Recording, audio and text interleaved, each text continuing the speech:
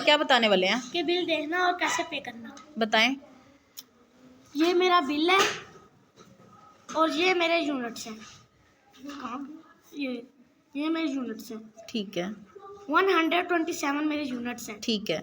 अगर आपने बिल जमा नहीं करवाया, आप लेट हो गए हो, तो फिर आपके चार्जेस कितने होंगे? 127। और टोटल बिल कितना हो जाएगा? 1670।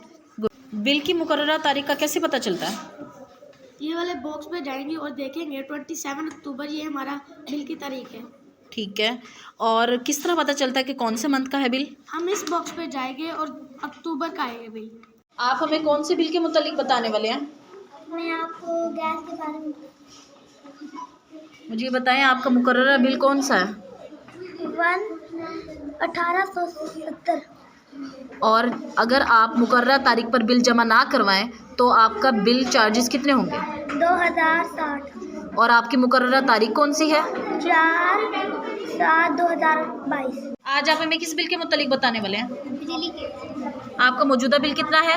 9,975। और अगर आप लेट हो जाएं तो आप पर कितने चार्जेस होंगे? 805। और इनको मिलाकर आपका फिर बिल कितना होगा? 10,780। आपके मुकर्ररा यूनिट कितने हैं? मौजूदा यूनिट आपके कितने हैं? 590। ठीक है। और किस तारीख को आपने बिल जमा करवाना है?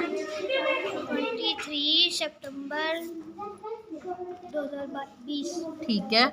और कैसे पता चलता है कि किस मंथ में जमा करवाना? सितंबर करने हैं बिल जमा करवाना है।